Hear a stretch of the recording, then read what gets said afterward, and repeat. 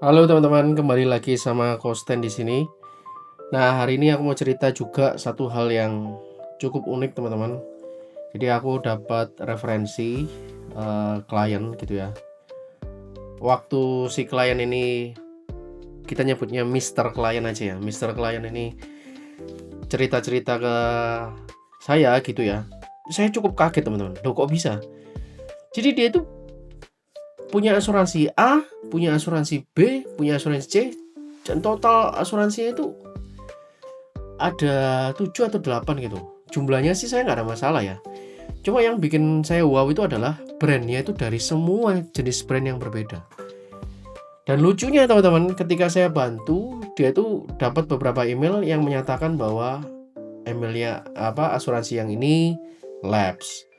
Asuransi yang ini nilai tunainya perlu untuk diambil dan seterusnya teman-teman. Nah, ini yang bikin saya bukan ketawa tapi ya gimana, mau sedih juga gimana gitu ya teman-teman ya.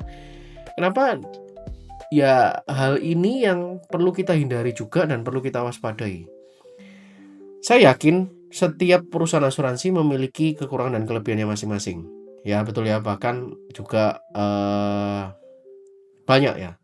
Tapi saran saya buat teman-teman adalah pilihlah perusahaan asuransi yang secara finansial atau kekuatan keuangan itu cukup oke. Biasanya 3 besar. Ya saya nggak cerita di sini brandnya.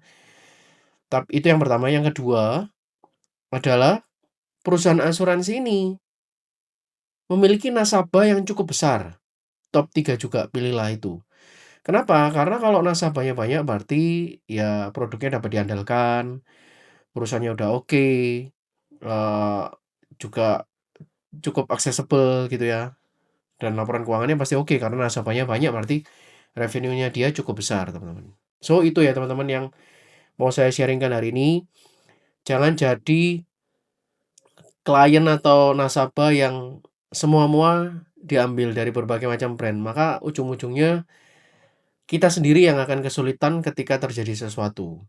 Jadi pilihlah, perusahaan asuransi atau apapun itu ya yang top 3, top top 3 the best ya, atau top 2 atau bahkan top number one ya. Teman-teman bisa cek, jangan dari sumber berita yang abal-abal, cek dari laporan keuangannya aja dan dari jumlah, marketnya. Karena itu akan jelas memperlihatkan kekuatan dan kredibilitas dari perusahaan itu. Itu aja dari saya. Kalau kamu butuh untuk konsultasi, teman-teman bisa chat atau kontak di nomor di bawah ini ya. Jangan sampai terjebak atau tergiur untuk pindah-pindah asuransi karena itu juga akan merugikan teman-teman sendiri.